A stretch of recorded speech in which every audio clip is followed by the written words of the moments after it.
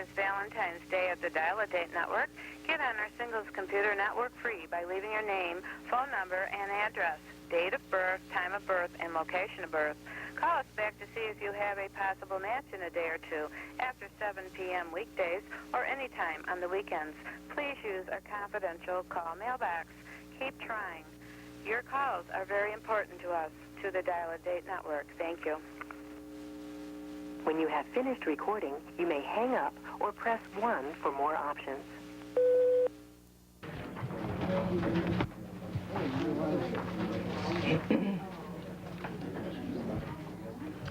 Bill, would you like to do the pledge tonight, Bill? Yeah.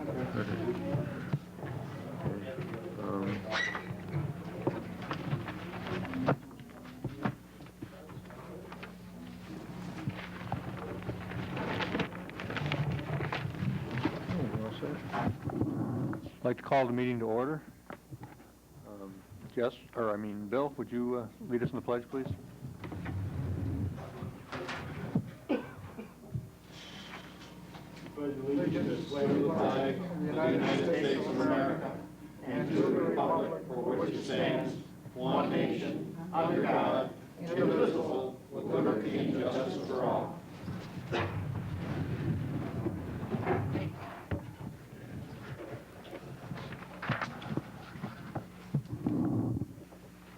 All right, will you call the roll, please? Counselor Pierce? Here. Counselor Ridgway? Here. Counselor Smart? Here. Counselor Warner? Here. Supervisor Rose? Here. Okay, the first order of business tonight is a public hearing on a request for a zone change from Penny Eason, and I'm going to open the floor for comments at this time. Please state your name for the record if you have a comment. Yes, I am Kathy Seymour, and I'm here to represent some of my neighbors in that locality. They were not able to attend, and I have a petition here for you, representing them. Asking that not to be rezoned for a building over there. Okay.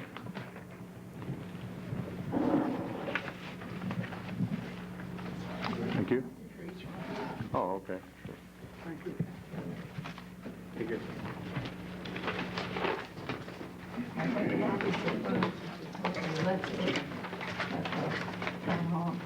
Yeah, we all have copies. Is this another one? That's got the drawing. This has the drawing also. So if you need an extra, I've got one. Okay. Perhaps.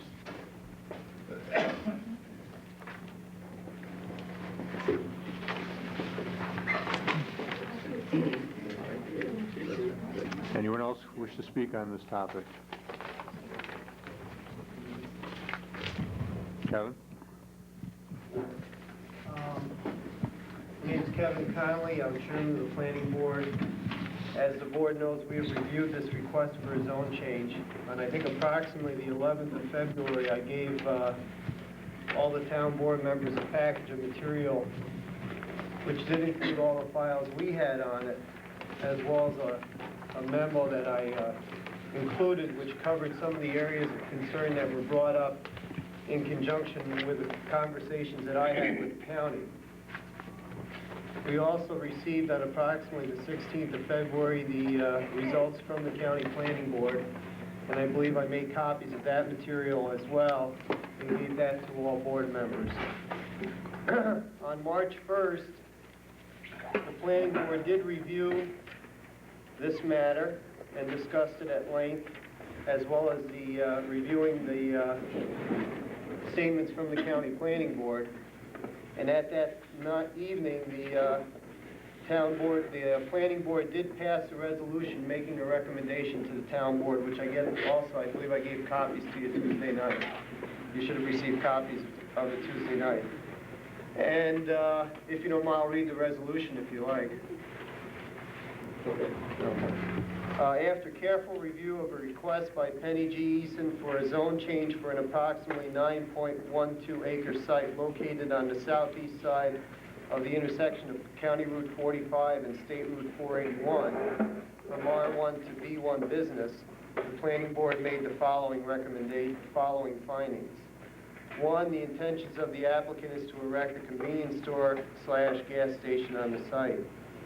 Two, the board has received the recommendations from the County Planning Board regarding this request. The County Planning Board recommended denial of the request. Three, the Planning Board agrees with the following statements included in the County Planning Board's report. A, the existing conditions pose several design and development concerns, including the adequacy of stacking area of vehicles in the southbound lane turning east from New York State Route 481 onto County Route 45. The ability to stack more than one vehicle in the median between the north and southbound lanes. Potential traffic hazards posed by vehicles traveling in excess of 55 miles per hour to those crossing over Route 481. Deceleration of vehicles in the northbound lane turning east onto County Route 45, and insufficient area for expansion and improvement of the existing road network. 4, rezoning of such a small area of property, the vast majority of which is in a single ownership, could be considered spot zoning. The Planning Board is concerned that while neighbors are not opposed to the requested zone change, the unwillingness of neighbors to include their parcels in this request could result in a negative impact to the residential neighborhoods surrounding this parcel, such as late-night noise relating to traffic and deliveries, gas fumes relating to the unloading of gas delivery trucks, and visible disturbance caused by the necessary lighting. The residential homes directly across from this site are located very close to the road line. Property owners may fail to realize the long-term impact of such a zone change to one small parcel. While the long-term development of this area into a more business-oriented use may be in the interest of the town of Volney, such an action must be carefully planned and be closely coordinated with the proposed Oswego Hospital expansion and with state and county authorities.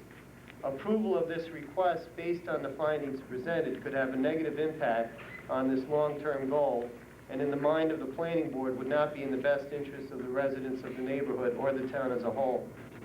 Therefore, it is the recommendation of the Planning Board that this request not be approved until the applicant can secure more residents in the proposed action and perform studies necessary to alleviate concerns regarding traffic flow and accidents as presented in the above findings. At the point that these concerns are answered, the Planning Board welcomes resubmission of this request. That motion was passed 5-0 in favor. I would like to state, which I did state for the minutes at the Planning Board meeting, is that I do work for an oil company that does have convenience stores and gas stations. We don't have any locations in the area that she's discussing, so I don't consider that to be a personal problem, and I don't have any in this area. But I do want to stress that while we really appreciate and sympathize with the actions of an individual trying to get a business established, and we certainly like to help, but I think that there are very real concerns that were brought out, and the last thing we would want to see is to have somebody invest a tremendous amount of money and not find success when that investment is made. And I think there are really some serious concerns. I've been down there several times. The narrowness of the road is a very strong concern on my part. Access and egress, when you're talking about large trucks, I think is a real problem there. And I think that, again, as we mentioned in the resolution, the residents may fail at this point to realize just how much impact an operation of that type does have in the surrounding area. Possibly also the final concern is, from what we understand, particularly with the state of state finances, this whole Oswego Hospital expansion thing is nebulous. One week you think something's going to happen, the next week you don't know what's going on. And we haven't heard anything substantial of late, and I think that to base such an investment on that possibility at this time might be premature. Thank you very much. Thank you, Kevin. Anyone else care to speak on the issue?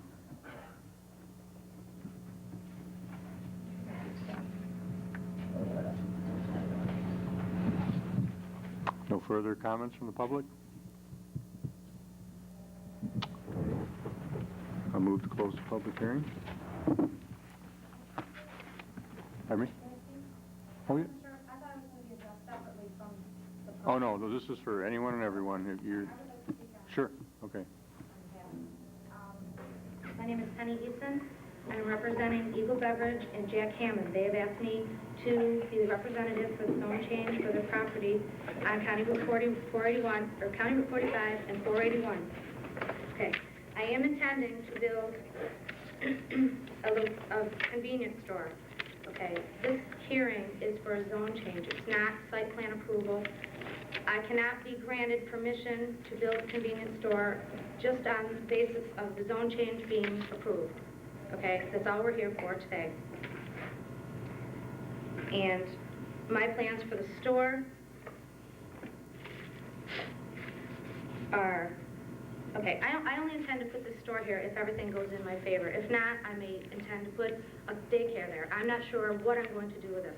At this time, I do plan on putting a convenience store there if it's approved. I have not purchased the property at this time. I may choose not to purchase the property at this time. I'm not exactly definite on this plan.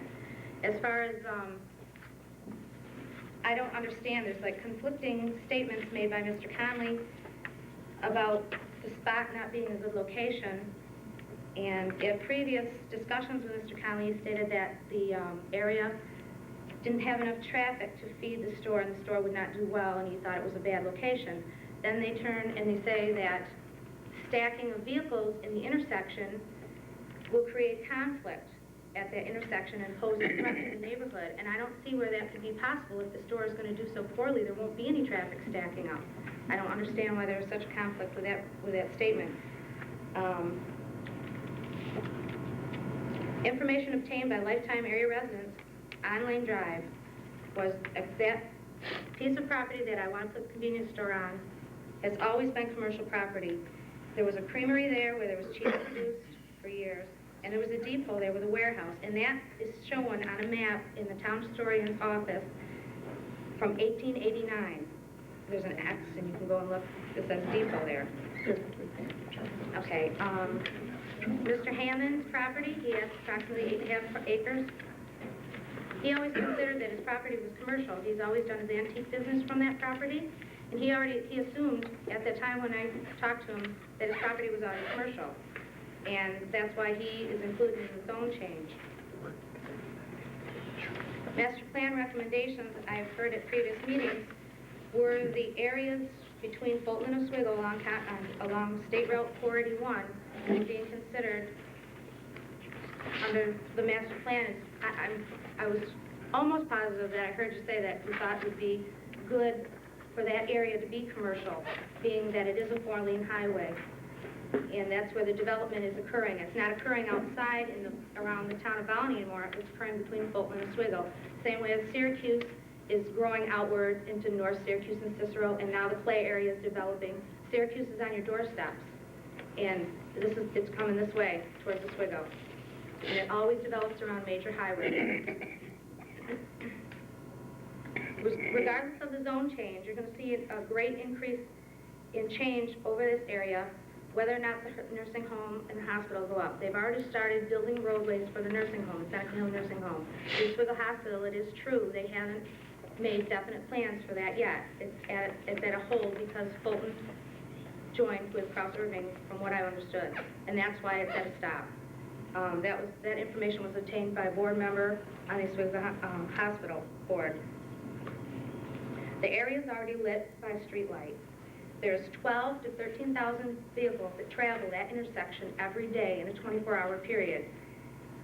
On 45, County Route 45, between Kingdom Road and 481, there are 1,500 cars that travel that section of road per day. My store will only generate 10 cars per hour, which is 240 cars per day. That is significantly less than what is already traveling by that property now. The location is going to target passerbys. It's not going to create traffic. It's not going to make additional traffic.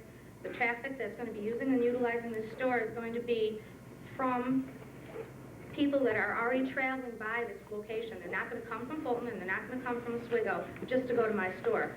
Oswego has grocery stores that are much more convenient to go to if you're in Oswego, same as Fulton.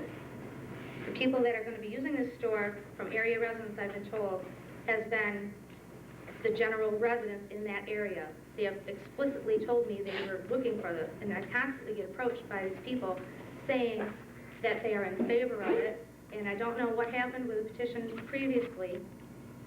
They all signed it, stating they were in favor of it, and they're the ones that are going to be using the store, mainly. As far as traffic being unsafe in that intersection, there's going to be a positive redistribution of traffic. I've been in touch with Bob Spink at the New York State Department of Transportation in Mexico, and I've been in touch with Tom Corey at the New York State Department of Transportation in Syracuse. They have both expressly stated that there's no reason to go to the state for any approvals or anything. It's not going to be a strip mall. It's going to be a convenience store. There's not that much traffic generated by a convenience store as there would be like a strip mall, like what was put in, I think it's called Glenview or whatever it is up there with Kmart and PNC and all of that. That's a high traffic area. This isn't going to be that. Okay. And they said there's no direct access off of 481 also. It's going to be off of County Route 45, so they both expressly said there is no reason to go to the state for any sort of approval at all. And as far as the positive redistribution of traffic, the people that were crossing 481 to utilize the stores in Minetto, as Rogers, Fletcher's, and the Millennium Mini Mart, won't be going across there unless they still so decide to find meat at Rogers possibly. They'll be stopping before they cross 481 to utilize my store instead. It's going to be quicker and easier for them. Obviously, I don't see, where the extra traffic is, being brought up. There is room for a right-hand turn cut to be made if it's necessary, but DOT does not, they state it's not necessary. There's 3 lanes there. There's a lane to turn left. If you're traveling north on 481, there's 3 lanes. There's a left turn cut lane to get traffic out of the way, slowing down in the left-hand lane because that's the passing lane. The right lane is already being used to slow down in, and that leaves the one middle lane open for people to pass the traffic that's slowing down. So I don't see any potentially dangerous situations occurring. The state took that in mind when they built that intersection because that intersection is being used. It's a major access and thoroughfare for people to turn left or right to go into Minetto. It's the only bridge between Oswego and Fulton. So that's already a heavily traveled intersection.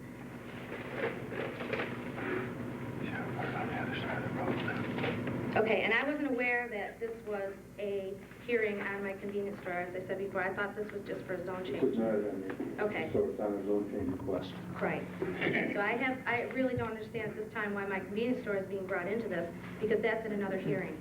I mean, I'm here representing the 2 people that own the property now for the zone change. The railroad crossing had been brought up before by the county. They said that it wasn't gated. That railroad has been gated for 7 to 8 years. I live around the corner. I go through there all the time. There is a gating at the railroad crossing. There's arms that come down to stop the traffic from going through. It's not just a flashing light. It used to be, but it was changed, like I said, 7 or 8 years ago.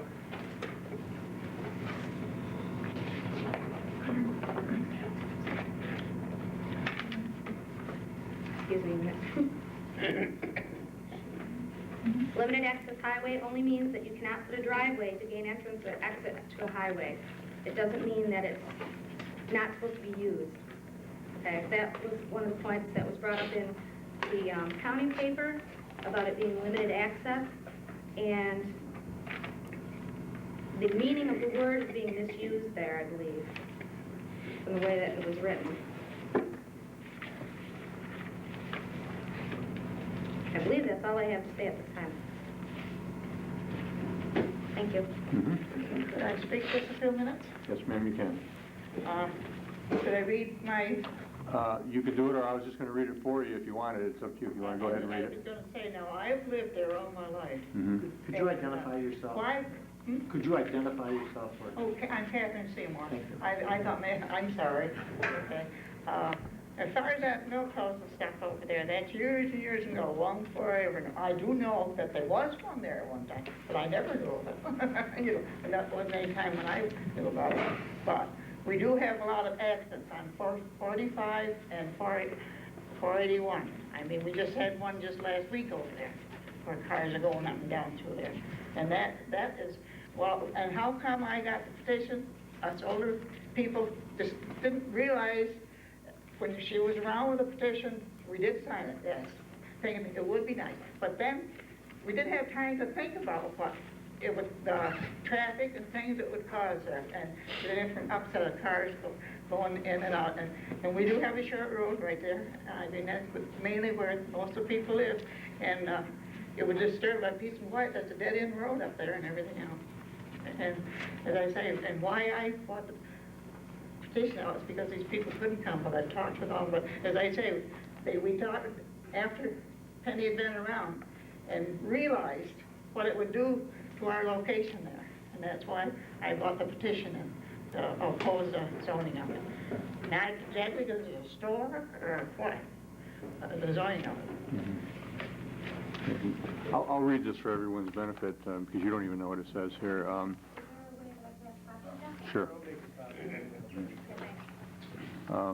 The purpose of this petition is to advise the Volney Town Board that as neighbors and interested parties, we are opposed to a zone change from R1 residential to B1 business on the 9 acres of land located at the southeast corner of the intersection of State Route 481 and County Route 45 for the following reasons. 1, we wish to maintain and preserve the peace and quiet of the neighborhood in which we have lived for many years. We believe a zone change to commercial would be detrimental to our neighborhood, which consists of the elderly, handicapped, and children. 2, the property in question is located at an intersection where there are numerous accidents as recent as last week. 3, we believe that there would be a dangerous pattern of ingress and egress to the property as the front borders on the railroad and entrance on the north side, which is bordered by a hill which could cause poor visibility. 4, as spot zoning is not allowed in the town of Volney, we petition the town board to deny a zone change on this property. And then it's signed by 10 people. Okay. And Kevin will make you a copy. Sure. As far as the peace and quiet of the neighborhood, I live around the corner. I live a half a mile or less from this property. It's not as quiet as everyone would think. It's like I say, there's 12 or 13,000 cars. It's a major interstate there. It's a state road. There's a lot of traffic. The train goes through there 2 or 3 times a day, and it blows its horn through that intersection, and it is very loud. I have to keep my windows closed at night in the summertime because of the noise of the traffic, and I don't even live next to the highway. So I don't understand where the peace and quiet will be disturbed because it's already not a very quiet neighborhood. And that's all I'm going to say. Okay. Any other comments on this topic? I come in late on this, so I think Okay, state your name, please, for the clerk. I will. My name is Dominic Clavelli, and I live on Kingdom Road. Okay, I first heard about this property being changed, and was kind of upset because we on the other end are trying to solve another problem up there. And I'm in opposition to changing anything down that area for the simple reason that where she wants to put this store, that hill, which is probably within 30 or 40 feet, coming down or going up. But when you're driving west off of 45, coming down 45, driving west from Kingdom Road to the tracks, no way are the people coming out of First Convenience Store are going to have a chance. And again, we're going to have accidents. And I don't want to see this because I'm one of the people that has to be called. And for this reason, these people have got to reconsider what they want to do in that area. Because that is a real bad hill. It's real bad. And I don't care, you could disagree with me or you could agree with me. But unless you want to try something else, try another entrance, another exit, those people coming out of that area, like those 2 girls got it the other day, you know? The state knew what they were doing, but the girls didn't, you know?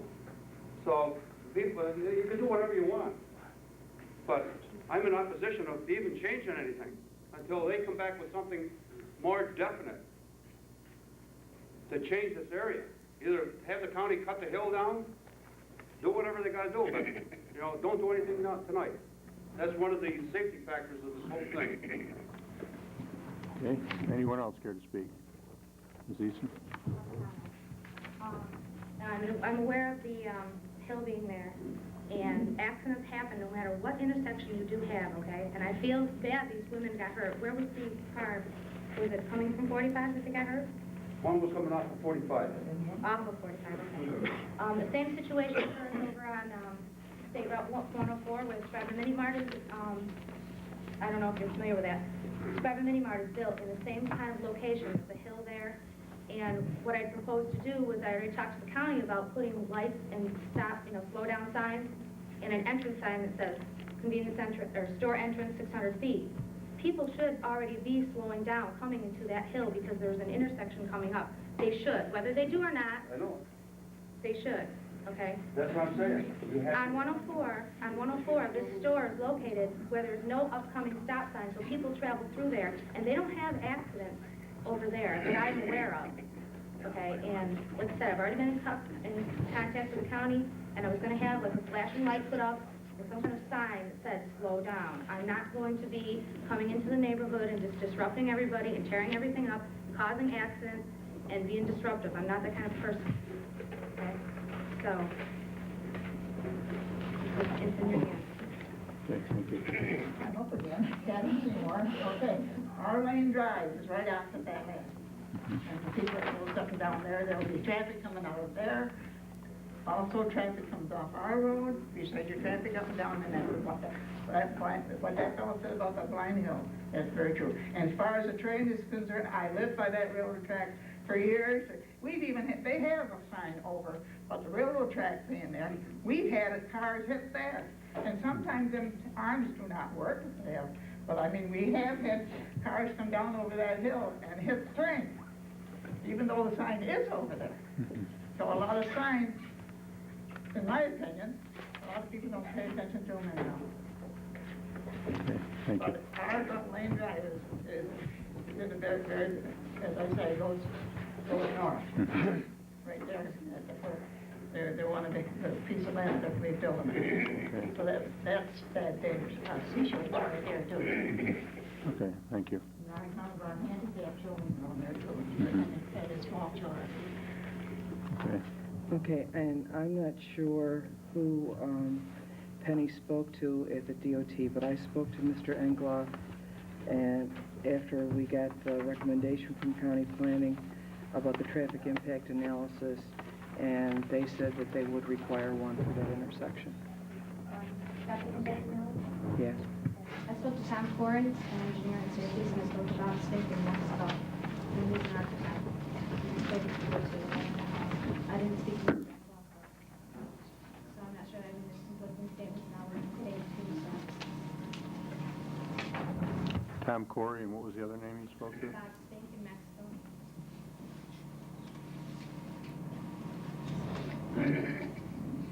Okay. Anyone else wishing to speak tonight? You're not going to spot zone it, are you? Are we going to spot zone it? I don't know what we're going to do right now, ma'am. First of all, spot zoning is not what everybody thinks it is. You can take a parcel of land and change the zoning on a parcel of land without it being considered spot zoning if it's in the best interest of the whole community. It can't be in the best interest of Miss Eason. It's got to be in... We'll have a used car lot over there, because the fellow that's building right over there by the railroad track, he has used cars right there now, for sale. Now, we don't want a used car lot right around there, too. One thing will lead right on to another. It don't sound good. Okay. One item, just Howard. I have to agree with this lady. Okay, that house that burned alongside the tracks, okay, right now he's got, if I'm not mistaken, he's got 3 vehicles in there, and they're junk. Or what I consider junk, but what he may consider good cars, but. And he's also got a pickup truck in the back end. Okay? Now, what this lady is talking about, if you guys change a zone, I mean, I hope it doesn't affect the whole neighborhood. In the sense that this guy is going to be able to put his junk cars back there too. It's right across the street. I don't believe it would have any effect on that because she's only seeking it for her parcel, not the whole neighborhood. Well, I just don't want to see the whole thing going to pot, that's all. I hope you understand what I'm saying. I hear you. Because you guys did me injustice up here. I don't want to bring that up now, but what happens is one thing leads to another and another and another, and before you know it, the whole area is gone. And your assessment has gone down, but, you know, we pay taxes too, so give us some right. They pay taxes, give them some right. So let's get in between here and find out where we're going. Don't just go into a zone change. Thank you. And I can assure you, we're not just going to go into a zone change. I don't know what this board's pleasure is, but we're not just going to jump into it without investigating. Okay. Any other comments? Thelma? I'm not speaking as, Thelma Tormina, I'm not speaking as a member of the planning board. Okay. Some of my comments will reflect because I am on it, but I just want to make the comment that I think this town as a whole has got to start thinking of growing rather than just trying to stay stagnant. I think most of you on the town board realize that. When Penny first talked to us on the planning board, most of us were in favor of this until we got the county planning board's opinion of the whole thing. I can't say that I'm against it as a resident. I think we need to grow. I think we need to see the corridor along 481 grow. I think we need businesses in this town. Our local tax base is going up tremendously. We all know we're going to have problems with Millers and Reynolds and everybody else. And unfortunate or unfortunate, it looks like countrywide, everything is going to small business owners. I think what Penny's trying to do is tremendous. I don't know if this is the right area for it or not. It seems like a logical area because of the intersection that it is on, but with the tracks there, I don't know. But to just keep stopping everything that comes into this town, I think that's very unfortunate. I think we need to start having a base for taxes and jobs so that people can reside here. We want people to live here, I would think. And I don't think she's got a bad plan. And I would hope that the town would start in its master plan, comprehensive plan, whatever you want to call it, if they would start to look in the future towards rezoning of these types of areas so that people like Penny don't run into this problem, and maybe we can do it overall so that everybody out there would know what they're going to be up against instead of just trying to zone one piece of property and interfere with the residences that are there. Also, maybe if, as a town, we could plan it out, maybe we could have residents in the town that are living here now realize that maybe the best interest for their property long-term, although it may be zoned R1 or R2 right now, maybe in the future, financially, it would benefit them to have a zone change because their property would be worth more when they go to sell it. You know, it doesn't always have to be sold as a residence. We also went through the same thing down here on Pierce Drive. Everybody down there tried to fight the mall because they were all afraid of changing the zone down there and, oh, it's going to hurt my property. Sometimes that change in zoning can benefit your property value. And I understand what Mrs. Seymour is saying in regards to she doesn't want to lose the peace and quiet, but somewhere here as residents of the town as a whole, we've got to learn to give and take a little bit so that this town thrives and survives, not dies. And unfortunately, I think we're headed towards dying if we don't start looking at these things a little bit more rationally than just saying, oh no, I don't want my property changed. That's all. Come up again. I don't oppose the different businesses and one thing or another, but it's too dangerous a place. That's really, a lot of it is too dangerous a place. That's all there is to it.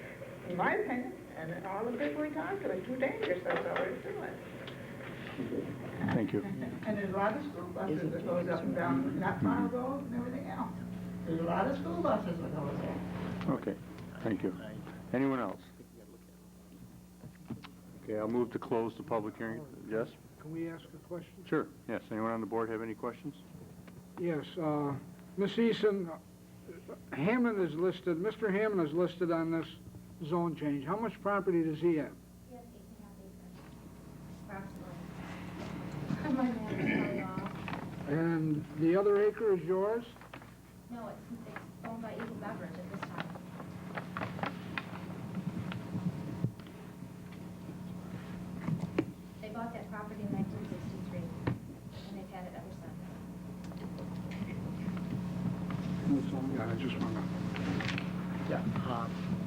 I have one question. Thelma, I want to take you back for 1 second to the planning board. I read the recommendation the planning board made, and it was a 5-0 vote. Is that correct?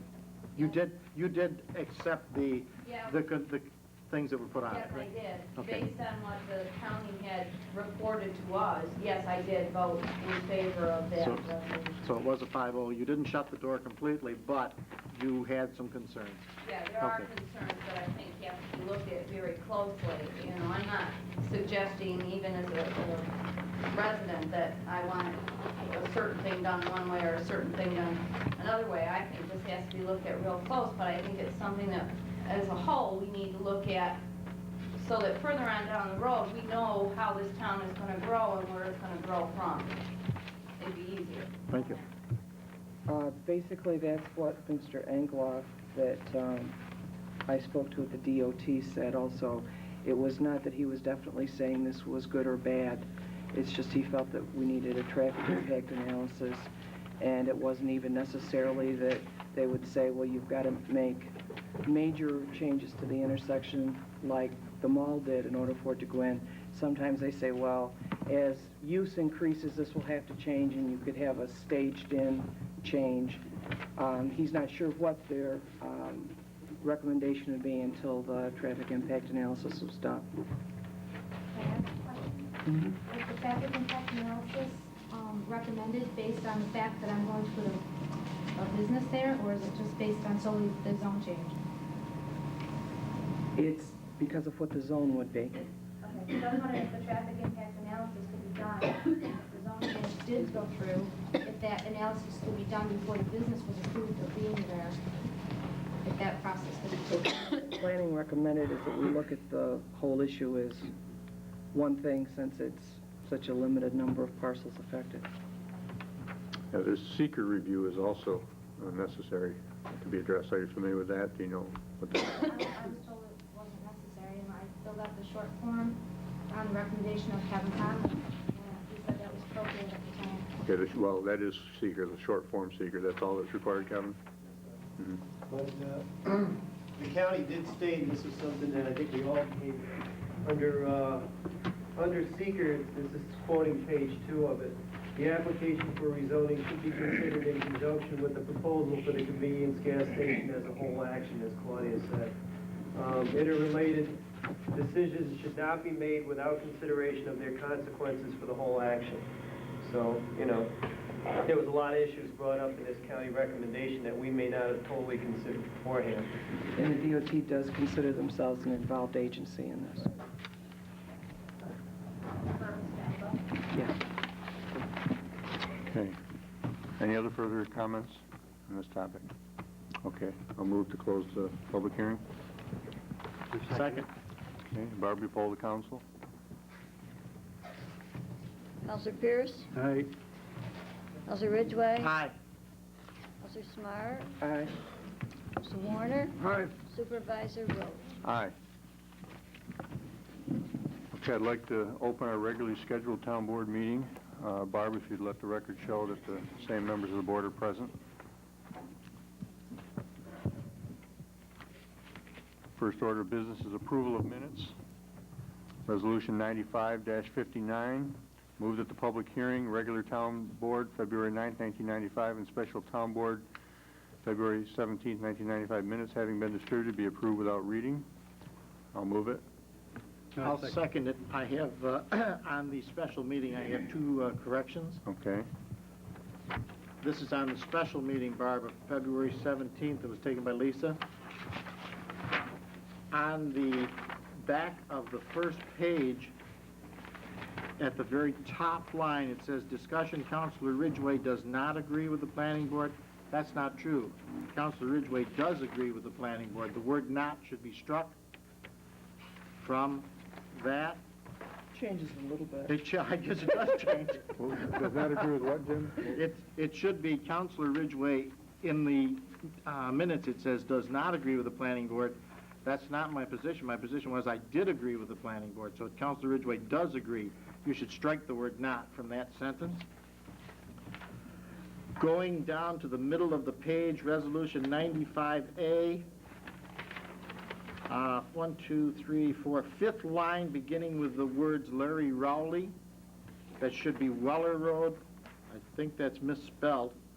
And then you go further in that line, the word sewer should not be capitalized. Those are the only corrections I have. Other than that, the minutes are fine. Oh, wait, I'm sorry. No, that's it. That's all I have. Okay. Does anyone else have any corrections or additions?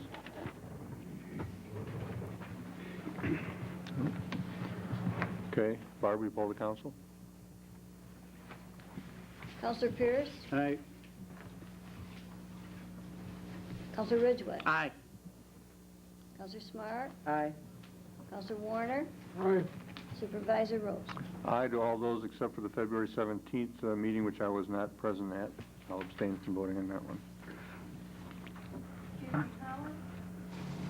The ones that got approved for February 9th, the special meeting, I don't know, are there supposed to be 2 pages or just one? I'm not sure. I haven't got my copy with me here. February 9th, The there public are hearing. 9 pages. February 9th, there's 9 pages? Well, the public hearing is 1 page. Yeah, that's what I mean. The public hearing is 1 page. Only 1 page? There's no comments in this at all that I had made at that meeting. Oh, they're not, there's nothing on the back. Oh, you didn't get a copy of the back? They're blank. Well, then it didn't get printed on the reverse side, so there is another page, but it's on the back, and apparently you got one that didn't have it. Are they all like that? Did everybody get a copy with nothing on the back? Okay. You got one that's on both sides? Okay. Well, if you'd like a copy, we'll accommodate you after the meeting, but apparently there's a mistake and it didn't get printed on the back side. Okay? Thank you. Okay, next resolution, 95-60, payment of bills. Move that vouchers 59 through 91 in the amount of $18,131 general fund, and vouchers 38 through 59 in the amount of $20,538.43 highway fund, having been audited, be approved, and the supervisor be authorized to pay them from designated accounts. Would someone like to move that? I'll move it. I'll second. Any discussion? Yes, the only thing I would like to discuss is I did not sign voucher number 72. And my concern isn't with Barbara, who submitted the voucher. It's a concern I brought to Howard before, because this has happened before. This voucher was from a discount house. Membership was in the name of the town of Volney, but on the item analysis that we received, there were personal items that Barbara had purchased for herself, plus town items that were circled. Now, the tax that was charged was subtracted. Now, I've asked Howard, as the chief fiscal officer of the town, to ask Barbara not to do this, to get 2 separate sales slips, and I've asked him to do this before, and he hasn't. I do not believe that we should commingle our own bills and the town's bills and then turn in that particular slip.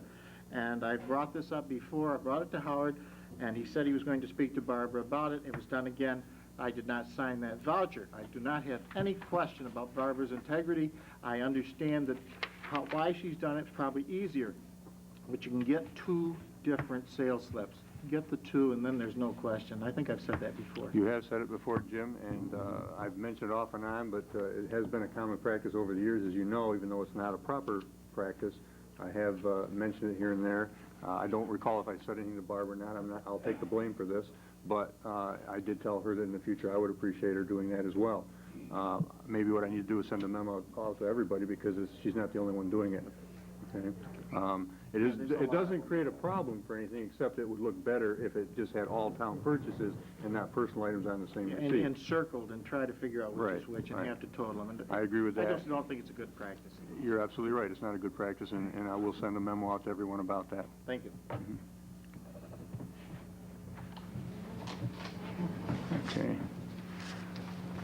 Any other discussion or comments from the board? Okay, Barbie, poll the council. Counselor Pierce? Aye. Counselor Ridgway? Aye to the ones that I signed. Counselor Smart? Aye. Counselor Warner? Aye. Supervisor Rose? Aye. Okay, next order of business is communications. Where do I put those? We received a letter from the Department of Transportation, subject request for a lower speed limit on Shortcut Road. In response to your request, we have completed a study of the subject road. Our review indicated that the existing roadside development and highway characteristics justify retaining the existing speed limit. Based on these findings, we have determined that a reduced speed limit is not appropriate at this time. Your interest in this matter has been very much appreciated. Unfortunately, this isn't the road that we requested, that the request was made for a speed limit change. Fern's here. Oh, yeah, Fern, it was part of it? Okay, but the bulk of it was from 176 to Silk Road, I believe, correct? So I'm going to have to address this letter with them and straighten them out on that, because apparently they didn't read the whole context of your petition.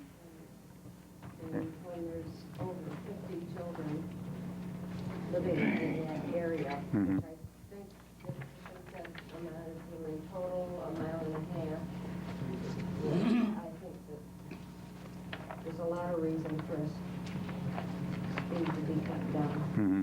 Yeah, well, we'll readdress this, but this is what we got back. Alan, did you have something you want to say about it? Yes, Alan Kestner. In that regard, what is the speed limit on Shortcut then? On Shortcut? I'm not sure. 55? 55 miles an hour? It's about 8 feet wide. Well, it's a shortcut.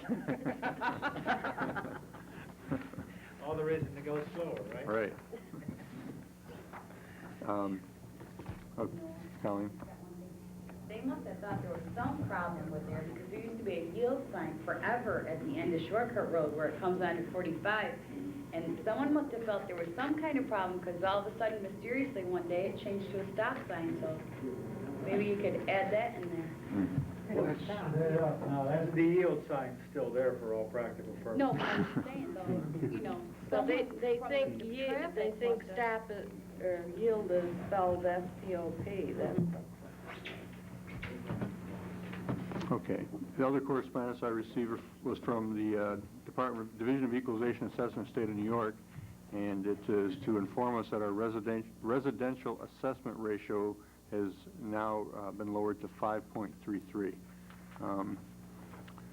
I don't know how many of you know what this means when an assessment ratio goes down, but the lower it goes, the more taxes we pick up in this town that other communities should be paying if things were all equal. So it's good to keep these assessments up and the ratio up so that we do have a higher rating. Faye checked that when they wrote the letter wrong. 5.33 is what it was last year too. It was 5.33 last year? Mm-hmm. Yeah, So they wrote the letter wrong. Yeah, it says 7193 to 63094 though. That would be last year, right? No, the previous one that we had gotten, the previous year period was the same amount. That's not the equalization rate, it's the residential ratio. Right. Okay, I was under the impression it was 7 or 8 last time. Well, that's the equalization rate. It's a different, there's two numbers. Okay. Well, in any case, our assessment our equalization rate has been dropping as well. And that's another thing we need to stay on top of. Our assessors need to keep that up, and they need to challenge it. Jess, you were assessor once, you know how that worked, and I believe they used to challenge them almost every year back then, didn't they? Every year that, Yeah. And that was one of the reasons we were supposedly doing data collection, was to get them in line so that we would have information to challenge the equalization rate. So I think we need to put some pressure on our assessors to start challenging these things to keep that rate up there. what causes it to lower? What causes the equalization rate to lower? When the properties aren't, the market value doesn't reflect the true assessments that we have on the properties, and things fluctuate, and the state comes in and looks at that and adjusts it and comes up with a ratio or assessment. Does that go up or down like the situation with Millers and all the other ones? Or Yeah, doesn't it? Millers is why our equalization rate is dropping, because basically what they do is take some test properties in the town and see what percentage of value they are assessed at, and then they make an average. The equalization rate is an average rate of assessment for the town. So if industry is way over-assessed compared to everybody else, so if they're being assessed at 16% or 20%, and the average resident's assessed at 5%, it makes our equalization rate, 9, 10, 11, or 12, somewhere in there, instead of down at 5 where the residences are. But if you start correcting the industry, you start bringing the equalization rate closer to the residential ratio because you're bringing the industry in line with everybody else. And that's one of the reasons I believe that Faye told me that he hasn't dared to go to Albany for the last few years because he didn't want to bring down he didn't want him to bring it down faster. To bring it down fast. So he's told me that, because I questioned him on the same issues you brought up, why haven't we been going down there? And he said, I really couldn't because my arguments wouldn't hold up considering the fact that we do have industry at a higher rate than we do the residentials. And he said it wouldn't hold up down there in his argument. It might hurt us. So, yes, but if you're going down there to argue your residential equalization rate, that's all that's brought up. And what they go about is how much property is sold and what they are assessed for, and what property is selling for. Then they take a certain amount of property, then they lower your equalization rate. but I believe We used to go down there and it was just on the residential property. They put the industry in everything. Industrial was never discussed. Well, just getting back from the Association of Towns, I went to one of the seminars on that, and the message that they clearly stated was that you should always challenge it.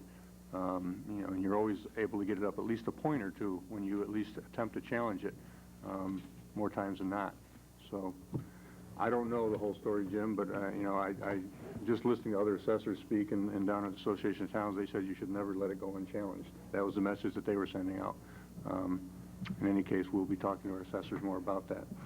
And that's what I brought up to Faye, and that was the answer I got, and it made sense to me because. Okay, that's all I have in communications. I have some, if you don't mind. In the process of applying for the grant, we got communication from 10 different people. Senator Jim Wright, Fran Sullivan, Central Regional Planning, Oswego County Planning, Bill Buck, Earl Chesbrough, the Town of Scruple, Art and Culture for Oswego County, 4-H Youth Writers and Junior Harmony Writers of Oswego County, and Promotion and Tourism for Oswego County. And all of these letters were in support of our purchasing the property down next to Great Bear in order to put it in a park. I won't bother to read all of them, but I'd like to share with you the letters we got from Jim Wright and Fran Sullivan. Dear Claudia, I am pleased to offer my support to the town of Volney in their efforts to secure a state grant for $100,000 through the Office of State Parks and Recreation.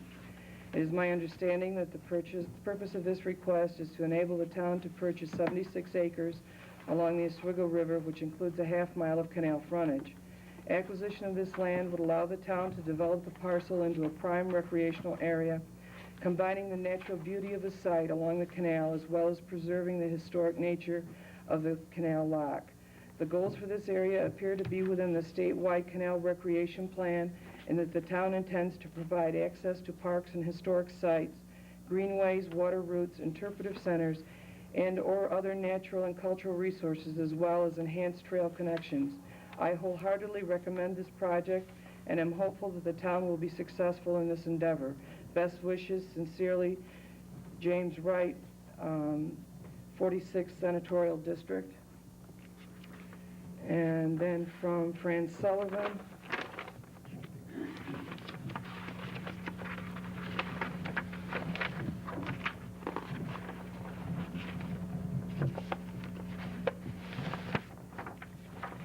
okay, she addressed her letter to Bernadette Castro, Commissioner of New York State Parks and Recreation and Historic Preservation.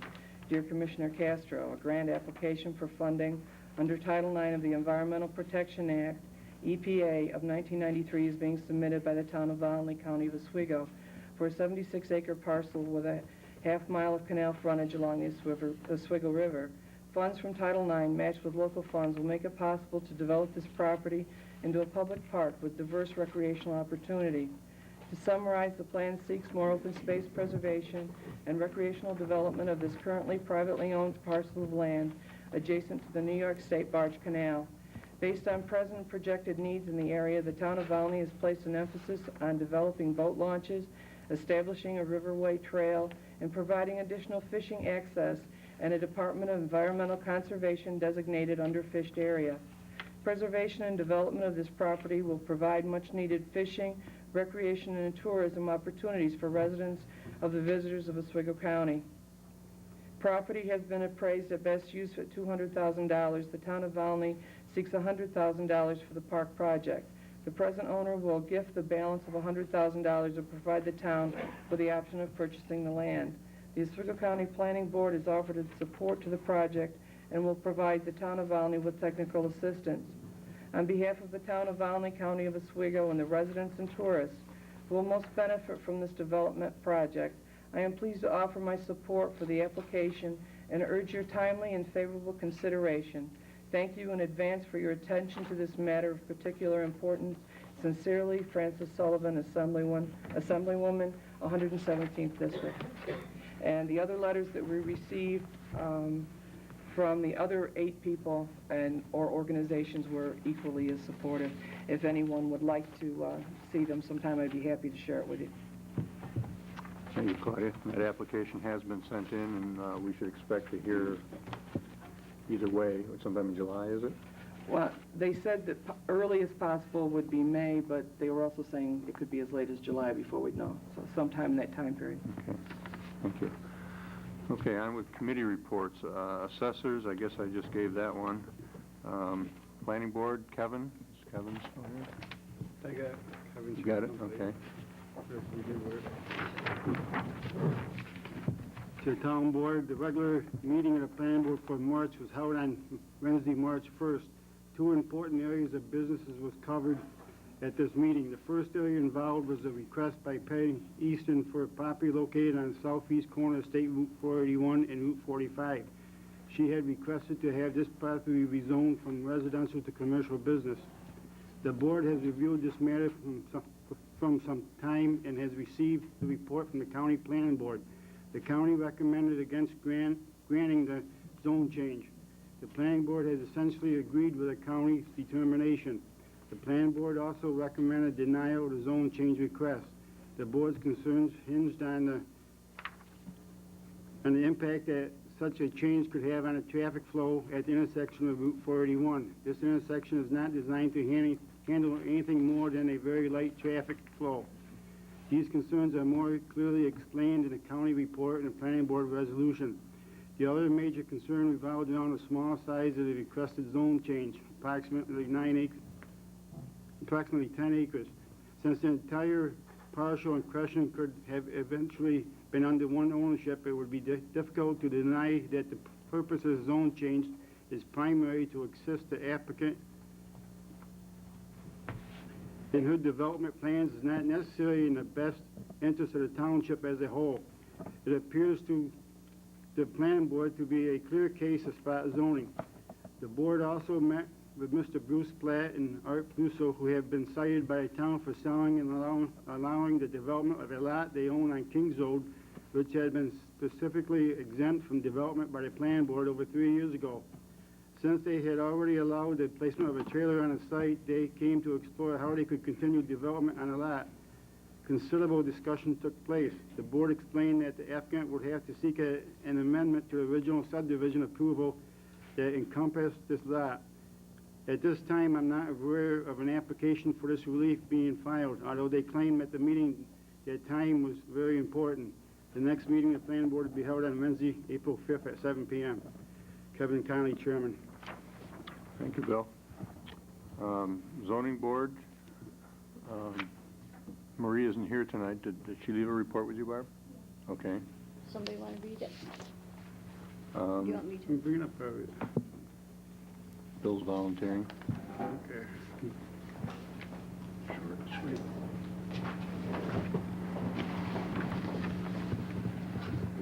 The Zoning Board of Appeals meeting, February 8th, 1995. The minutes were corrected and approved as corrected. Old business with the application hearing canceled of Mr. Bishop. Lauren Knapp, application of special use permit in order to erect a receiving tower on Conklin Road within the vicinity of owner's property was approved. Building inspector report comments. Inspector was excused from meeting, provided written reports regarding applications. New business, Austin application, restaurant on Maduga Road. Application progress for scheduling public hearings. Town board scheduled for March 9th. Will be published in newspaper after payment and is received by town clerk and chairman.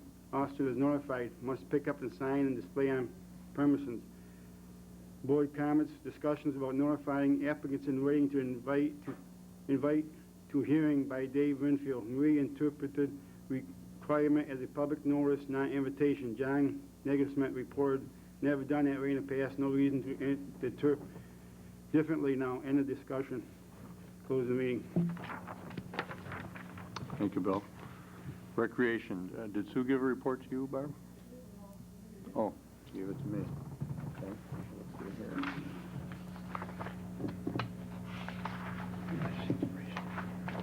Okay, yeah, here it is. 16 children were in attendance for ice skating at the War Memorial February 21st. 21 teens were in attendance for the teen dance February 24th in spite of bad weather. A special thank you to all the chaperones who helped out. A trip to the Museum of Technology either end of March or the beginning of April, date to be announced. Other events are planned for the week of school Easter break, and those will be announced. We had a meeting of the Recreation Committee last week to discuss what we're hoping to do with the park this year, and also to recommend events and so on for Susan to pursue. The park right now, as it sits, we completed the drainage tile last fall, and time ran out on us before we were able to get it seeded. But what our immediate plans are for as soon as the weather breaks here, which we hope will be sometime late April, early May, is to at least get the volleyball and the basketball court in this spring, and at the same time grade off, fine grade the rest of the playing fields and get them seeded. The other thing that they were talking about at the Recreation Committee meeting is the possibility of maybe getting up some type of a pavilion of sorts, or maybe the restroom or something, some kind of a structure this year. So they're going to get together some figures to recommend to the board in hopes that the board might approve something like that this year. Other than that, we're still looking for volunteers for that rec committee to help out with all these different projects we'd like to see to fruition this year. So if anyone out there is interested in helping, whether you want to donate something or donate your time, we would appreciate it. That's all I have on recreation. Dog control, Jerry. Over 70 calls in when boys fox complain or wanting information on dogs or whatever. 7 dogs were picked up, 4 dogs were adopted out. 3 dog bites were reported. There's 3 dogs left at the kennel right now. 4 dogs reported loss, and 1 dog was reported killing a game rooster, which they said the value was $150, I don't know. And my other complaint is getting gas. Some days I go over there, I started getting gas when I got a half a tank. So I might have to go there 5 or 6 times before I can get gas. There's only one guy who has the key to it, and that's Merlin Doty. He's out plowing snow or something. I have to keep coming back till I can catch him. In summertime, he's all the time on the lawn cutting grass and stuff. So we have, I think, just 10 meters on the pump, and the dog control has number 10 meter. There's no reason why every time I get gas, it always goes through that number 10 meter. And all the gallons are set right on the meter, so I don't know what the problem is. Like today, I went there 3 times before I got it. So when I get down below half the tank, I just start. Sometimes I have to go there 6, 7 times before I can get gas. It's kind of ridiculous, I think, especially when the pump is set up with that way so other vehicles can get gas. Right. Jerry's brought that to our attention before, and I think we do need to address it because it's really a problem for him to keep that truck fueled up. I don't know what the problem is that Bob has a concern with, but we did buy the pumps with keys and with different combinations to the pump or something that allows us to keep track and record of who uses the fuel and so on. I myself will ask Bob again what the problem is, and if he doesn't have a good reason why we can't do it, then I'll ask the board to give some direction on. I have no problem going from 8 to 4 at night, getting the gas, during their hours over there, anytime the pump is unlocked, so I have the key to get it out of mine. Mm-hmm. Even if the maintenance man had the key to it instead of the guy plowing snow, at least you're a little better off. Yeah. The guy sometimes in the garage, sometimes there's nobody. I will talk to Bob again about it, and if I don't get any satisfaction that'll help you out, then I'll discuss it with the board and see what they want to do. Okay. Code enforcement, do we have a report? I know Cindy can't be here tonight. Do you have a report? Could you read it for us, Barb? She had one home at $221, one commercial at $384, for a total of $605. In certificates was issued with 3 certificates of occupancy, 1 certificate of compliance for a stove or chimney, 1 certificate of compliance for a septic system or septic system, 4 construction inspections, and 6 complaint follow-ups, and that was prepared by Cindy Tolber. Thank you, Barb. Historian Fern, did you have a report tonight? Well, again, I hope people will come to me with records, family records, old diaries. I've had pictures and diaries. Some pictures were just given to me, some were given to me so that I could get copies of. I have 2 rather large diaries that have been given to me that I can go through and copy what I think would be interesting to be in the historian's office.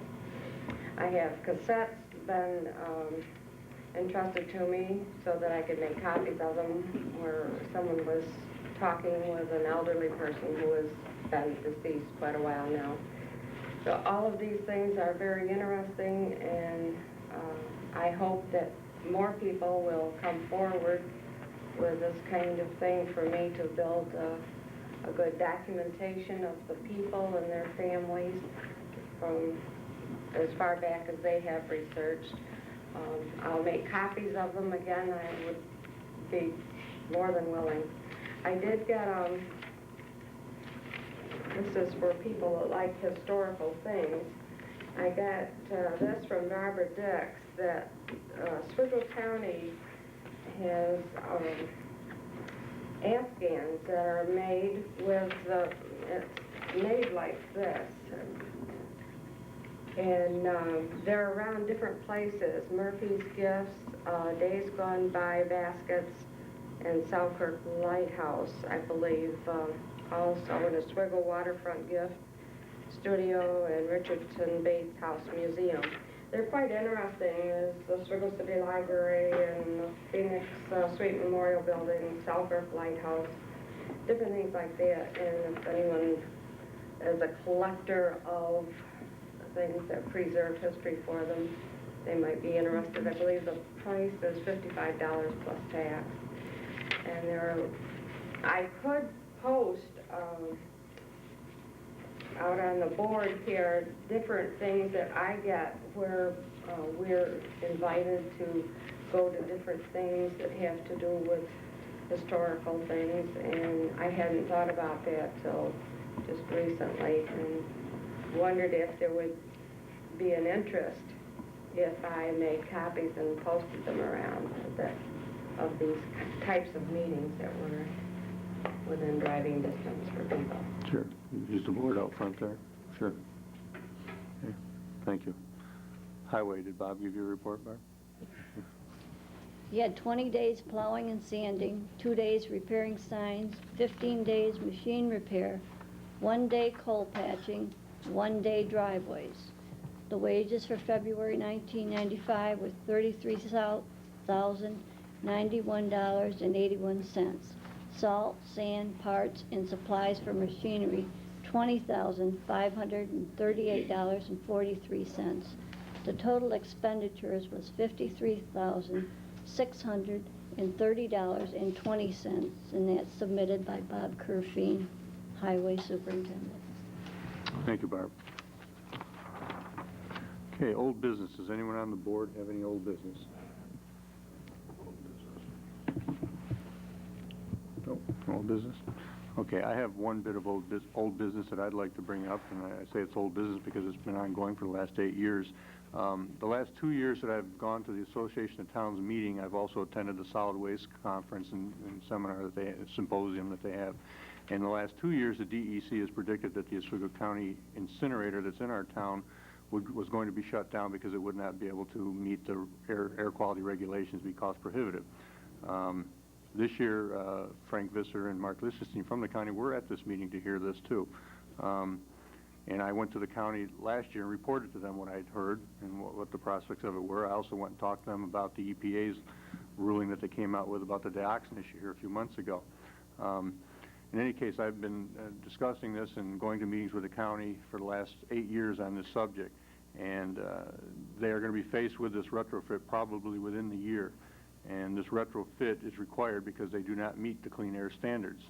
They haven't for the last 8 years, actually, but the standards just came out this past year that's requiring the retrofit, which means that this incinerator has been spewing out all kinds of unknown toxics and so on for the last 8 years. In any case, I went to their meeting today, and I asked again for them to be considerate of this. And the last time I spoke at their meeting, I asked the legislators to educate themselves beyond what they're told by their so-called experts that they rely on for their information. And today when I went and spoke to them, I told them that I realize that they're busy with a lot of other pressing issues that the county has to face, and that they're not going to really take the time that's needed to look into this on their own. So I thought I'd make it easy for them, and what I told them that I was going to do is schedule an informational meeting here at this building, and I set the date for April 5th, Wednesday at 7 p.m., and I invited them to bring their experts, and I told them that I would have my experts here, and it would be a forum where there would be a presentation by both. After the forum, there would be discussion, and then questions and answers from the public and the legislators, in hopes of educating them as to the pros and cons of incineration, and hopefully they'll look at it in a little different light than what they're used to looking at it as. It's going to be very, very expensive for them to retrofit this incinerator. So expensive that I don't believe this county can afford it, which doesn't bother me because I've been wanting it shut down for a number of years. And the reason I wanted it shut down is because I feel it compromises the health and the environment of this community. It has no pollution control devices on it whatsoever except for electrostatic precipitators, which only collect the heavy particulates so that you don't see them falling in the air around you. That's all it does. The acid gases, the dioxins, the mercuries, heavy metals of all sorts are falling around us all the time and have been. Now, there's a lot of controversy around the Onondaga County incinerator that they recently built, and that one has all those control devices on it. They're worried about burning tires in that facility right now when they've been doing it in ours for years. So all these things need to be addressed by our county, and I could see it wasn't going very far when I went to speak to them, so I thought this would be an opportunity for them to show that they're not, that they are open-minded on this issue, and they will listen to both sides and make rational decisions on this for us. If you want to mark that date down, if you're interested, April 5th, Wednesday night, 7 p.m. in this building.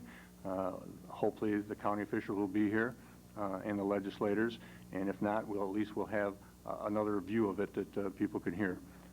So just wanted to share that with everyone. Now on to resolutions and discussion.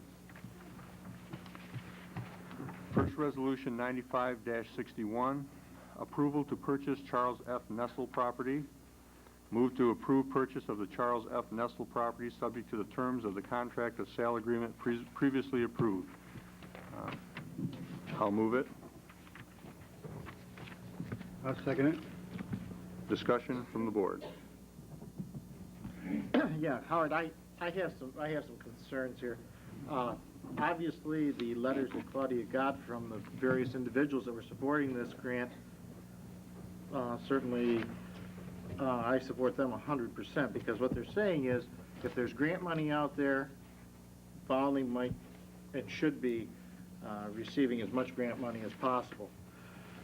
The concern that I have is that the people that I've talked with don't seem to favor the purchase of this with taxpayer money from the town. And there are numerous different things that they've brought up to me. One of them has been certainly that it's assessed currently for $92,000. I know that we've said we're paying $100 for it. In Franny Sullivan's letter, she said it was worth $200,000. And I've tried to figure out just exactly how that can be, and Claudia's tried to explain it to me, and I'm sure she will in a few minutes try to show me how that a piece of property that's assessed for $92,000 that we're paying $100,000 for can all of a sudden be worth $200,000 so the fellow can get a tax write-off or something for it. I don't understand that, but maybe it's possible. Also, I've had people very concerned about the current fiscal climate. We're taking a piece of property off the tax rolls that in a time when Miller could create a major problem for us, has created a major problem, could be even worse. Owens, Illinois is asking for a tax break. Niagara Mohawk is coming after us. Armstrong certainly needs a tax break. And all of these areas are asking for relief from their taxes, and yet we're going to expend another $100,000 of taxpayers' money to go out and purchase a piece of property that people that I've talked to seem to think could become a major money drain in the future. One of the concerns certainly is the policing of the area. I know that, Claudia, I've heard you say the park over here, one of the concerns that you had with this one was the safety factor that going in there. Well, if this park over here, right on a highway, creates a problem, I don't know what it would be like going back into the that road as far back as the river. Certainly we'd have to put up fences or something to protect the property owners on both sides. And I understood when we started talking about this that the grant was how we were going to purchase this. Apparently now we're going to expend the $100,000 whether we get the grant or not, hope the grant comes along, hope they'll accept the fact that we say it's worth $200,000, so they'll give us the full $100,000 purchase price, and hopefully along the way we're going to pick up some grant money to make the improvements and so forth. People who have talked to me have not been in favor, and I know that you haven't heard this, and I don't understand why, because I've had numerous people contact me and tell me this within the last couple of weeks. In fact, about the last week since they knew this was coming up, because I've been checking with people. So that's a major concern that I have on this particular agreement. Also, in the agreement, we've done some crossing out and so forth. Now, I assume that this agreement we've been given is going to be typed in a much more legible manner than this. For example, we've crossed out 73 acres and gone to 62. We've changed the name of the Great Bear property to Charles F. Nessel property and so forth. Those are just some of the things. We've gone from 73 to 62. I'm not exactly sure why. I know we talked about a more or less type of thing on a deed, but I didn't realize we'd dropped back that much. Those are just some of the concerns I have. Now, I know that you have rebuttals, so. Well, I'm not sure that discrepancy right there, but the title will be searched and everything will come out in that, Jim. Okay. But as far as the talk about expecting to pay for this with grant money, when we first talked about this, there was no grant that we were even aware of at the time. We were talking about just buying it at the time, and then the grant thing came along afterwards, and then we thought, well, hey, now we've got an opportunity where we could maybe get this paid for by the state, and we make the investment, and then the state reimburses us, so to speak. I don't ever remember any discussion about this was going to be paid for by a grant. At least I don't. Does anyone else on the board remember that? I understood that we were going to get monies for it. I didn't understand. We're hoping to. That we were even considering expending the $100,000 out of our own. Well, we were looking at this property to begin with, and then because it was brought up, Fran Sullivan's office contacted us and told us that this grant was available to apply for, and that's when we got the information on the grant seminar, and we went to that and then went through the whole grant process. We were originally talking about buying it without a grant. Okay, you were, I wasn't, but that's... Well, the proposition. Proposition was okay. That's correct. Yeah. As far as taking it off the tax rolls and so on, this property assessed at $92,000 is only a few $100s a year into our coffers, which isn't a lot of money. I think if we owned it and could utilize it, we'd be getting much more value out of that property than $200 a year. Does that generate county and school and so forth? I'm talking about town tax, I'm not talking about... Okay, but I'm county, sure. talking about that it goes into the general coffers, the school district goes into ours. Because I have property, well, not quite that, one piece, it's not quite that low, but I pay close to $2,000 school and land on it, so I know it generates some money on those, in that level. Well, the town part is the small. Yeah, town very part. small, very small. But we also pay county and highway and every other tax too, we don't just pay. That's correct, but I think if you're gonna scream about taking anything off the tax rolls, you'd be screaming at the county, Jim, who's always taking property off our tax rolls for gravel beds and everything, and we get nothing in return. This is something we're gonna get a return on, an investment. Big difference there, I think. Also, if we don't purchase this property, it opens the door for the city of Fulton to purchase it, or the county to take it off our tax rolls. So I think it behooves us to purchase it ourselves and retain it for future use. I'm not saying we have to develop a park this year. We can't develop a park this year, but there are other grants available to us for maintaining the road and fixing it, putting other roads in, work along the canal. There's a lot of things that can be done with this property if we were to purchase it. So I personally don't have a problem with it, and I'm just as much concerned about the taxes as you are. Matter of fact, maybe even more so. But still, I think that this is a wise investment. I really do. I figured it out, and it came to it would impact the average household 3 cents in their town tax if we bought this and had to pay for all of it. As far as the valuation, sure, I'll explain it again. As far as the assessment on a tax roll, assessment on a tax roll does not mean that that is what a willing buyer and seller will necessarily pay for it. It means what it's worth at its current use, and what the current use of that property is vacant land. It doesn't have a road that's in good shape to it. Some work would have to be done on that. So it isn't obviously in the shape right now for what even residential use would be prime property. The way that the state asks you to value the property is not by its current use, but it's at its highest and best use. So the highest value that this is worth. And the reason why they do this is to make it easier for you to acquire properties that they consider to be benefit to the entire public good, not just to one area. And that's part of why when you fill out this grant application, you have to list whether or not it's involved in other plans, whether it's in the open space plan, whether it's in any of the park and recreation properties. And so the highest and best use of the property, the suggested figure that was given to me by county planning was to use $200,000, because the way this process works is you need to ask for it in a way so that you can, if you don't ask for it so that you can get $100,000, if it appraises out that way, then you won't get it because they will not have allowed that much for you. So if you say that you believe it could appraise out to $200,000, so you're requesting $100,000, then they don't just automatically give it to you. You have to have the appraisals, you have to have the surveys, but that way that amount is set aside in the budget if you are awarded, so that if it does appraise that high, you will get it. And if it does appraise that high, it's not the town of Volney that would be giving Mr. Nessel a tax break, it would be the state and federal government, because it would be construed to be a gift to the town of the rest of the value of the property, which if it did appraise out the way that it possibly could, if it was a $200,000 property, he gets $100,000 and he gets a $100,000 write-off.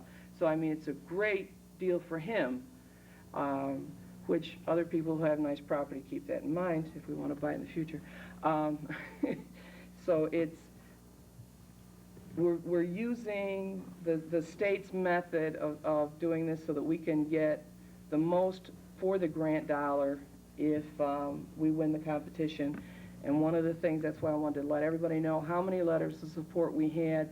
The fact that we have such a diverse group that are behind us in this is a very positive thing for us going to into the grant process. To have your state senator and your state assemblywoman and the state central regional planning, which is over a 10-county area, and your own county planning department, the closest town that's involved, both your own county legislator and the legislator from that town, plus an arts and culture group and youth groups in the area, all thinking that this would be positive for the area, are all things that are very beneficial to us going to this process.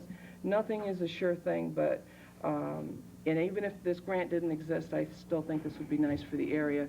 But if we can get it for a good price, all the better. One other thing that I had forgotten to mention was Mr. Price, I believe he owns a contiguous property, said there were at least 3 dump sites on the property, and I understand one of those was simply where they buried a donkey or something, so maybe there are 2, but I understand there were shingles and so forth there. Is it possible that we're buying into a hazardous situation that could be very costly for us to take care of? Well, I don't believe shingles are hazardous. I don't know. What I'm saying is I don't know what's in there. Anytime that there's a dump, or anytime people have dumped things, it makes me very nervous. I was just talking with Jerry, and there's a piece of property right across the road from him that used to be the Scrupultown dump. And I think Jerry'd like to buy that property, but he has the same concerns that I'm voicing right now because of the fact that, gee, you don't know what's going to be, you don't know what's in there.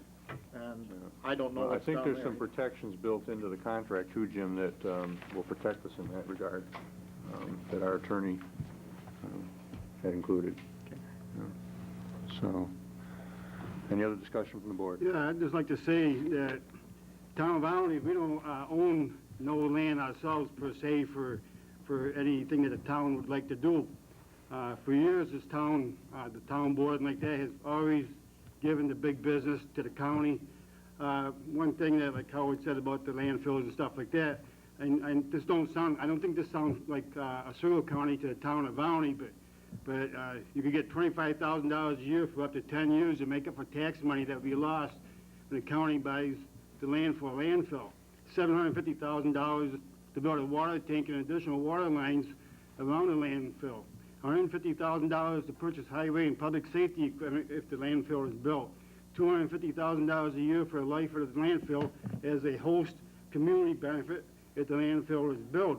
Now, this surely isn't a Searle County, because the Searle County got a 3rd landfill in town, 2 landfills in town of Volney for nothing. We have asked the county to at least give the residents, as being host community of the landfill, free dumping privileges at the landfill, and they refuse to do that. So, if anybody wants to know this, Onondaga County offered the town of Van Buren for taking land off their tax roll, and we keep on losing land. One board member down here is worried about the industry. For years, I sat out there and seen where the industry was overassessed, and overassessed. Well, finally, it's coming to where they're fighting back, and they want to be down where they belong, and not overassessed. The old game was always the overcharge and hope that the next administration will get the blunt of the downside. This thing on big business and everything, we're offering them breaks through EDZ and everything else, and it really don't help the majority of the people of the town. Matter of fact, myself, as every resident in New York State, last year, just my electrical Niagara Mohawk bill, I had to pay an extra $72.63 to pay for the tax break you give to the companies for the CDZ zone stuff. The majority of the people don't get, and the majority of companies that get this break, it goes into company profits and not to pay the employees more or anything like that. And it kind of boggles my mind in a little bit just to think that we get in these positions to provide community services and look out for the town in a way, but we go and this board anyways has always stressed that we won't do things the old way. The old way was always hiring people from your own family to do jobs. And then the sad part about that is when they get knocked down, they like to set precedents by charging taxpayers for not getting a job back or not reapplying, things like that, that covers a lot of stuff. And if this was such a problem for the county and the school, I'd just like to say that in our fight against the assessment to these corporations, the county and the school districts in our township, in our county, will not help the town of Volney fight these court cases. They want town of Volney to fight the court cases on these assessments, which I don't think is fair. So I believe that, as far as I'm concerned, this land is a good investment for the future if we don't do nothing right now. In 20 years from now, where would the town be able to buy land at $100,000 with a half a mile of river frontage? And looking toward the future, I think it's a good investment. And I doubt very much if it would raise my taxes as much as electrical rates on everybody's electrical bill has. And we'd benefit in the long run. As far as dumping on the property and everything, we've had the same problem at the park that we're putting in over here at the fireman grounds. No matter where you go, you can drive down any street, any road, and you see where people throw trash out. That's one of the problems with recycling and stuff like that. And my last thing was I'm for buying this for investment for the future. If we had bought the Great Bear Farm 20 years ago, the town would probably been in a different position than it is now. Bill, did you say you have a list of the offerings that Onondaga County made to the town of Van Buren? Yeah. Could you read that list? I did. You did. You read the whole list? Yeah. Okay. You want a copy of it? Yeah, I'd like a copy of it. Jesse, did you have something? Well, just like Bill just brought out, that the town of Volney was offered a Great Bear Farm years ago, and the town board turned it down, and it was taken off the tax roll by the city of Fulton. So, it was still went off the tax roll, and it was a nice piece of property, and I said then we should have bought it.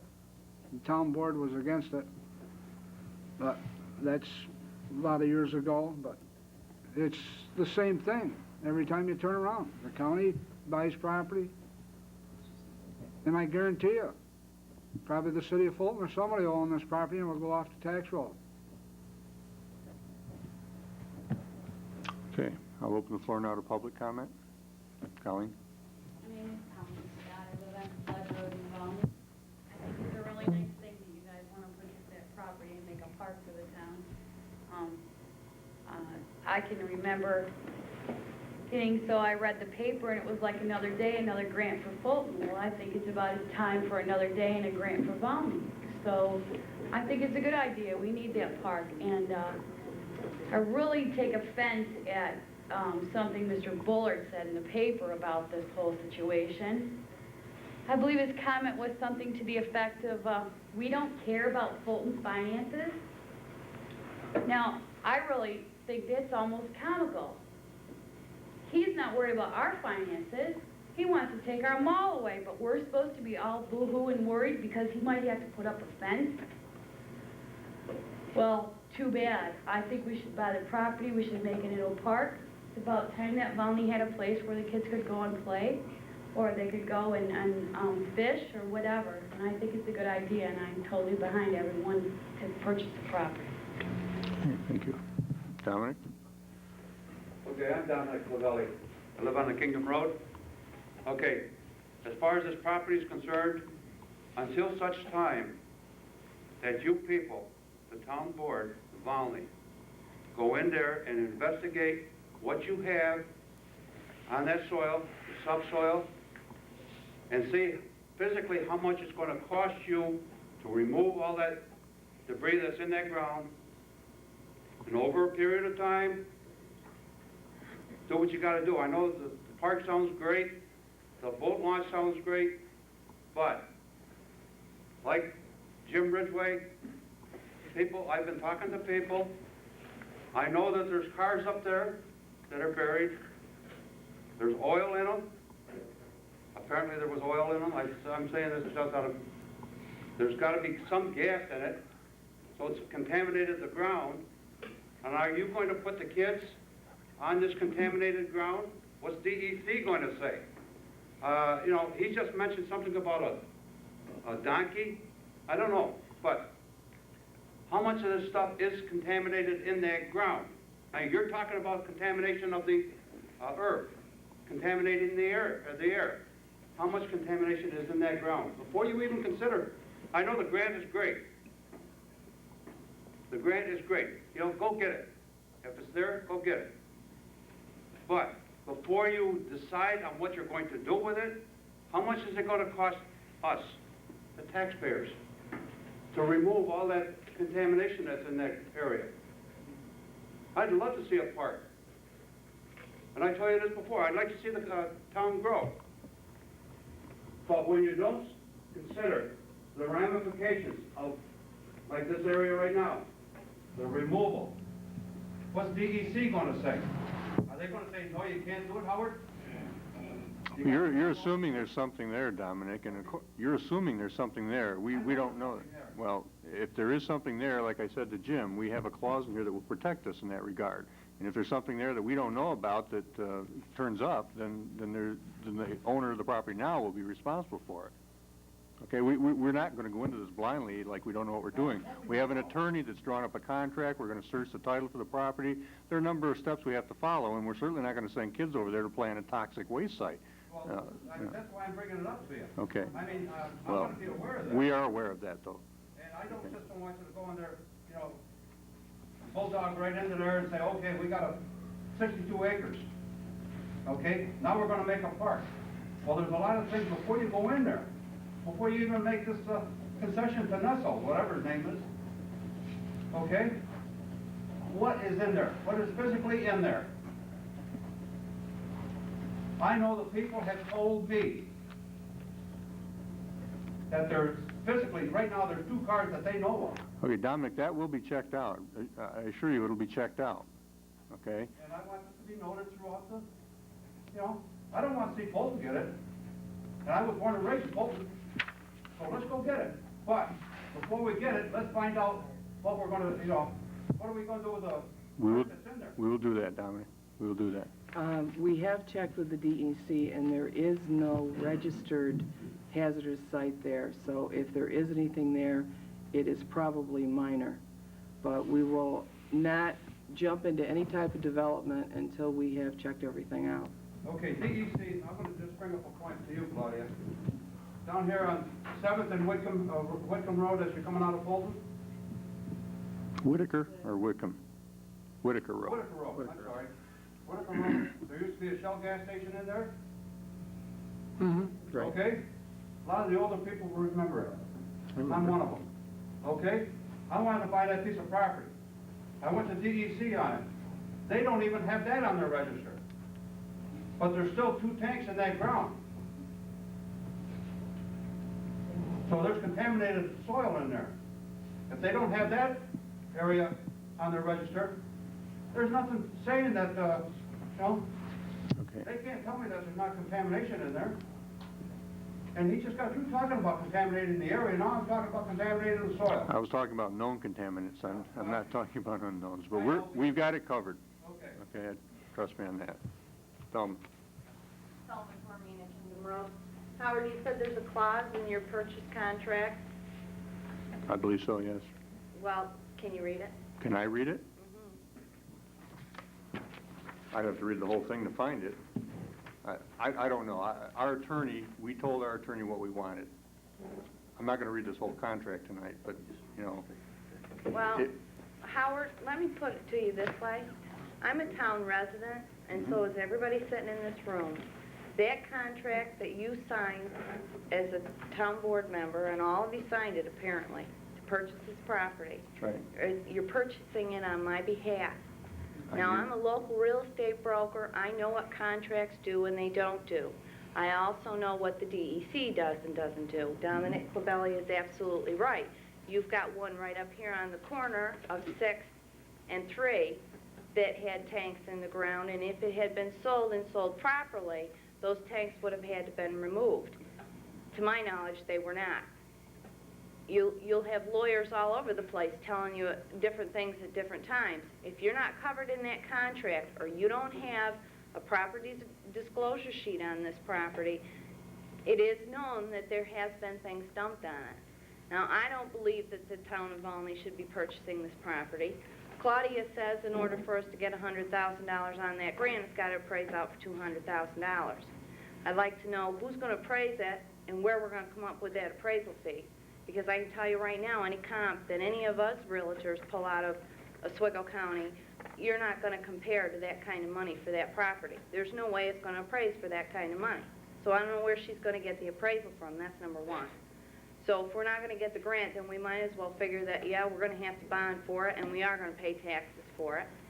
And if nothing else, I think the town board ought to offer a public hearing on this so that any concerned resident could be here to voice their opinion on the acquisition of that land.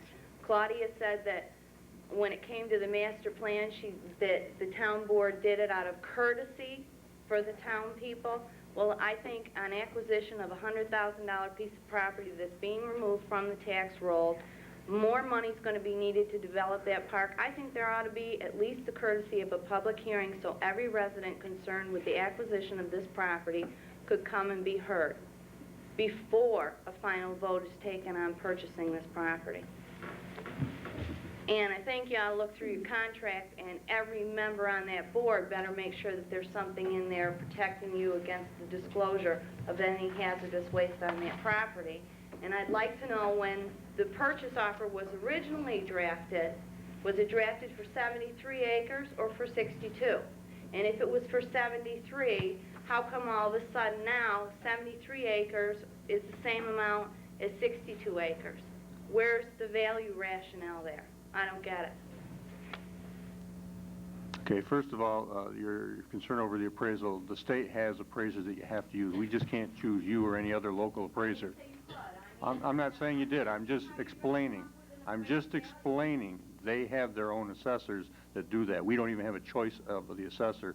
We have to go from a list that they have, okay? I don't know how that works. As far as the public hearing goes, in a sense, this is a public hearing. We've been talking about this for several months. People have known about it. If people were concerned, this is a public hearing, so to speak. This is the town board. And everyone can speak. It's not classified as a public hearing, but you can come to any meeting we have and talk. It advertised as a public hearing, so everybody knew they had the right to come here and voice their opinion on whether we should purchase or not purchase that land.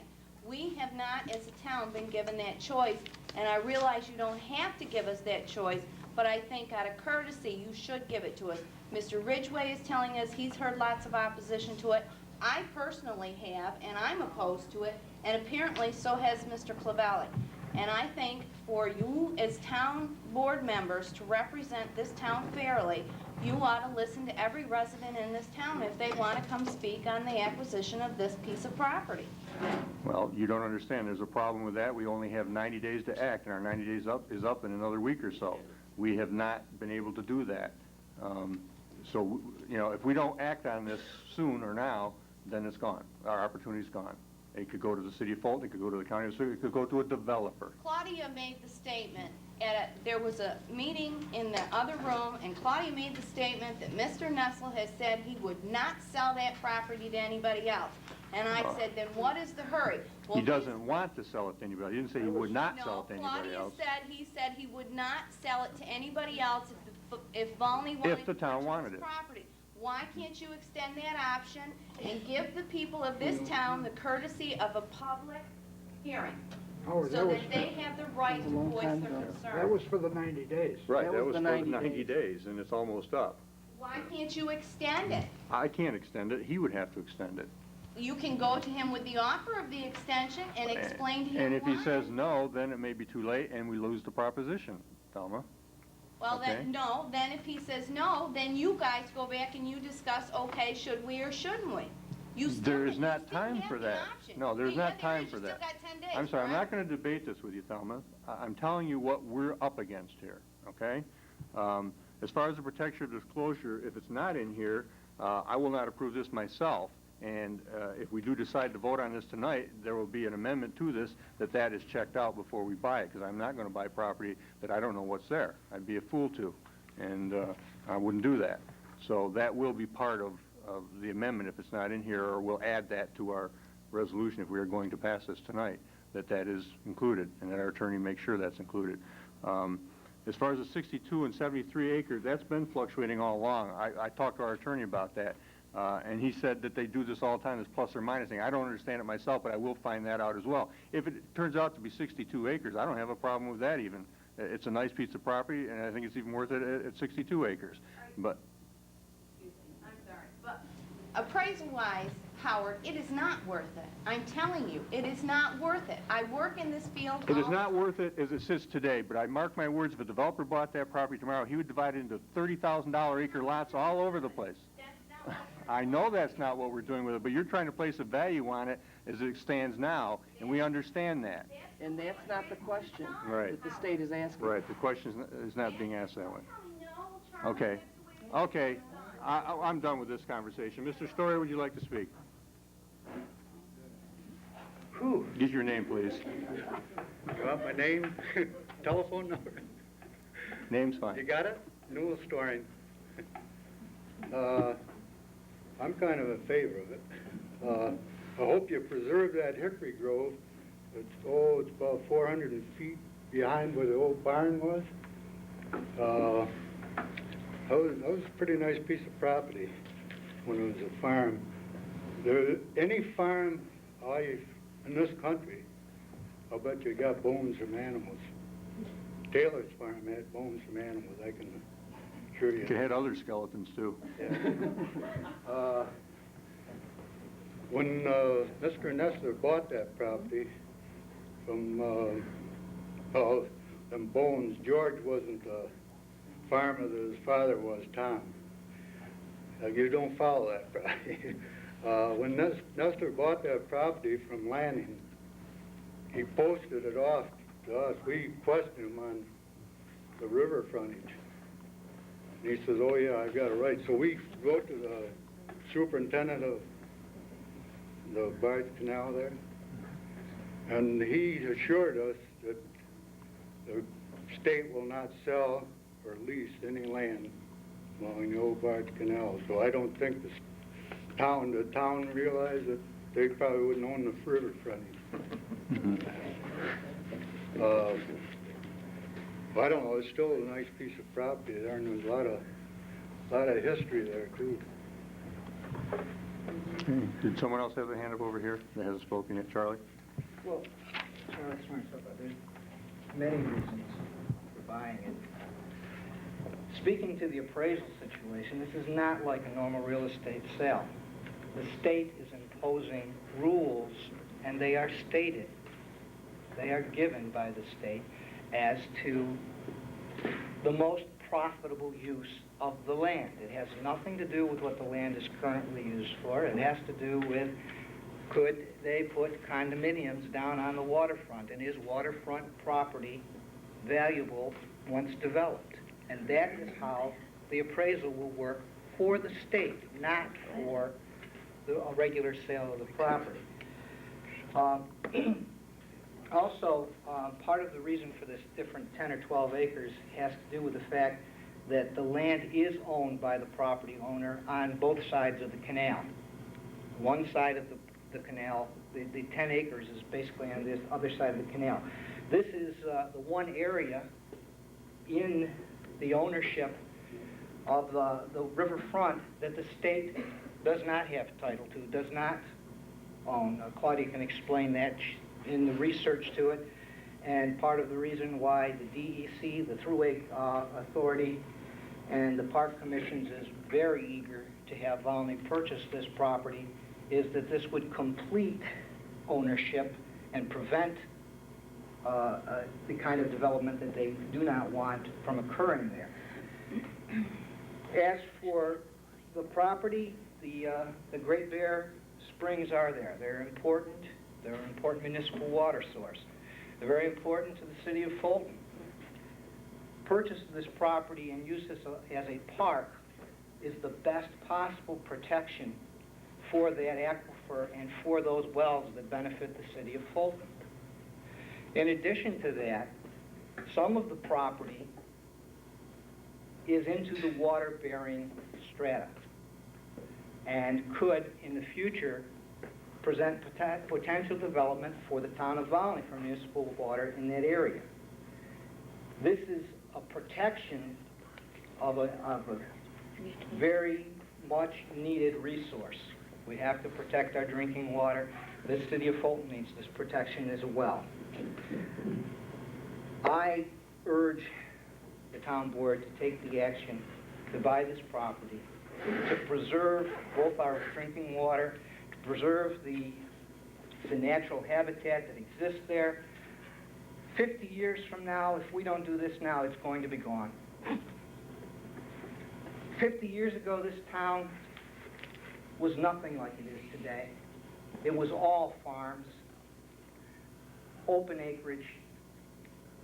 Today, it is getting increasingly developed, and with good reason. As the population grows, that needs to be done. But while that population is growing, it's important for the residents to protect some small portion and set that aside. Doing that today is going to benefit not only the people that are here today, but our children and our children's children. Yes, we do need to develop in this town. We also need to preserve portions of green space. Thank you.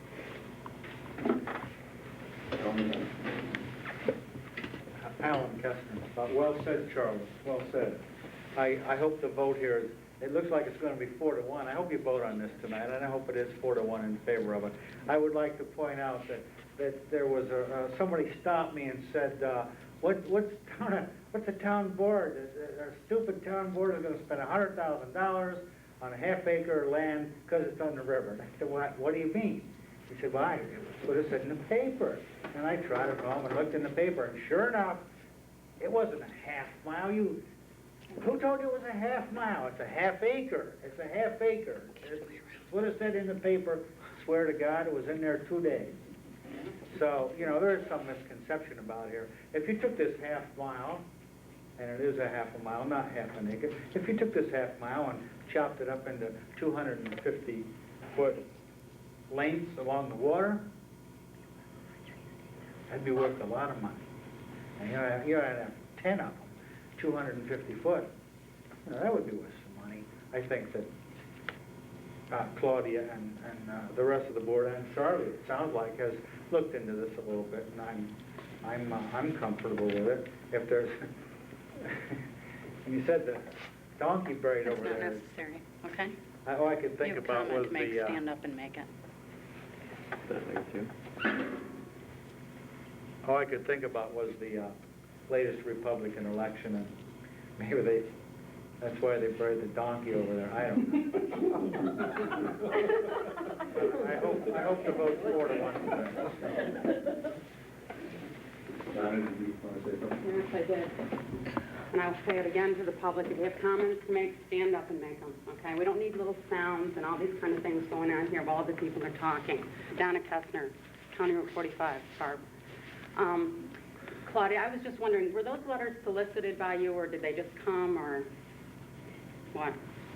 What I did is I called, told them what the project was, and if they were supportive of it, we would appreciate them putting it in writing.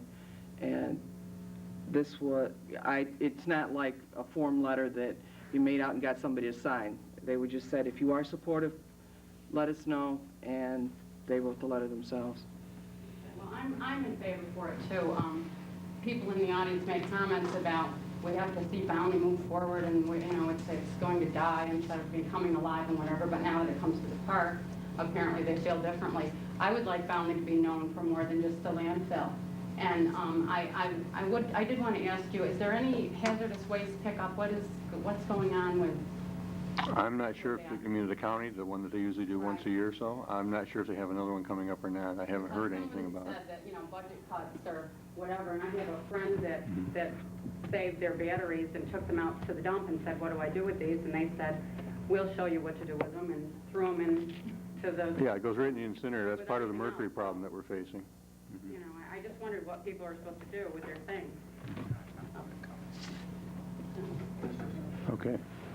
Okay, as far as the ownership along the water, the Gary Hayes, who's the executive director of Central Regional Planning, which is a state department that's over a 10-county area that includes Oswego County. In his letter, he explains this part and why this is so crucial. One of the major factors which makes Volney proposal a particularly appropriate project for the grant consideration is the fact that the Canal Corporation does not own property along the canal embankment at the property location, which therefore precludes the Canal Corporation from establishing the end-to-end canal trail along that portion of the Oswego Canal. The site in question is the largest missing link for establishing the trail system between the village of Phoenix and the city of Fulton. And where the Canal Corporation gets their information about what there is in the region is from his office. So this is definitely what the situation is, and Ben Manton out of that office, who is their projects coordinator, has said that he will work with us in getting other grant money for development, because the Canal Corporation, which when I called Linda Pomeroy, who's the head of it, said, well, call Ben Manton because I defer to his judgment. Well, Ben Manton is the one who got his boss to write this letter for me, and he is very in favor of this project, wants to help us get grants for fixing up the roads, putting in parking facilities, because he said one good thing about dealing with the Thruway Authority is they love roads and parking lots, and that is the biggest thing we need down there. That's what they love to give grants for. And I just, part of the discrepancy about the acreage has to do with the fact that, and also the ownership of the land, is that most of the owners along that area, when the state said, would you like us to fill in the canal for you, I'll give you more frontage, but it also moved their blue line back, most of the other people said yes. Mr. Nussel said no. So that's why the lock is there to see. That's why the state doesn't own as far up the embankment as they do other places. And that is, it's because of this, the way the canal is the discrepancy in the acreage. But as far as the outside boundary lines, there has never been any question to that. It's exactly how do you determine how many acres it is, considering part of the property is underwater. Mrs. Seymour? Mary Seymour, taxpayer, Volney. I wonder, I think recreational development in Volney is a good idea, and if it can be paid for with a grant, that's even a better idea. But from what I've read in the paper lately, with the city of Fulton, and the city of Fulton, they can't give the parks away because of the liability. And what kind of exposure are we opening ourselves to developing a park? Well, the type of park we're thinking about would be a low maintenance type of park, not so much with swing sets and ball fields so much, but just camping areas where people can go cross-country skiing and maybe have a picnic and things like that, fish along the river, just making it there as a public place. We haven't really discussed in detail any of our plans, but I believe that's what most of the board is thinking of in regards to this property, is just something like that.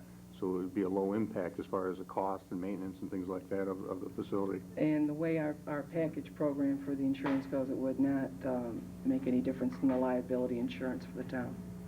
It wouldn't? No. You mean you're going to develop 63 acres as a public park, and the town is not going to have to pay anything extra for insurance? No. We haven't for this park over here, even though it's not really being used yet, but when we first brought it up and looked into it, we checked with the insurance carrier as well, and it would be covered under our policy at no additional cost. Sounds like the city of Fulton could learn something from the town of Volney and check into another insurance company. I think it's great. They don't use the same one we do. Obviously not. It would be good then. Fern? You know, when I've stood up before and said that people have talked to me, different ones have said, well, if they talk to you, why didn't you bring them to the board meeting? I guess I would say that to Jim Ridgway, Dominic Cavelli, and Thelma. They all are well aware that there's public comment time, and if they wanted to have people here to back up their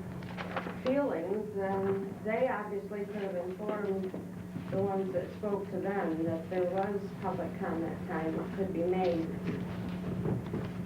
I think that it's smart for us to think in the future and not always so close to our own nose that we miss the whole panorama of what's before us. And a lot of people, for reasons unknown, but if you sit here and listen, you wonder really where they're coming from. There's a lot that isn't being said behind their public comments. But for me, for the town to be able to preserve that lock and the springs that are on it, I know that when my dad was still alive and he said just the springs on his farm, where Claudia lives now, was worth more than what he paid for that whole farm. And we have a lot of talk about water and sewer services, and we've got a lot of people gnawing on every piece of property in our township. And you know, these people that are talking against it know very well that if the town of Volney doesn't buy it, that the city of Fulton or someone with their own priorities in mind is going to purchase this land. And we were just lucky that we had a chance to put a purchase offer in first. And I hope and pray that you all vote for this. If anyone new has any comment, I'll take more comments, but if not, that'll be the end of the comment. If you've already spoken, I'm not going to give another opportunity. We have to move on with this meeting. Is anyone else that hasn't spoken and wish to speak on it? Dominic, you already spoke. I'm sorry. I want to rebut some of the... I'm sorry, you already spoke. This is not a meeting for rebuttals and debates. You had your speak. You do not have a right to do that. I'm sorry, Dominic, okay? Public hearing. This is not a public hearing, and in a public hearing, there's not a debate either. A public hearing is simply that. You hear the public. Does anyone else... I'm sorry, you're out of order. Does anyone else wish to speak on this subject that hasn't spoken yet? Any other further discussion from the board? Okay, I'm going to amend this resolution to be sure that there is some type of a disclosure, and I haven't reread this tonight, so I don't recall what was in it tonight, but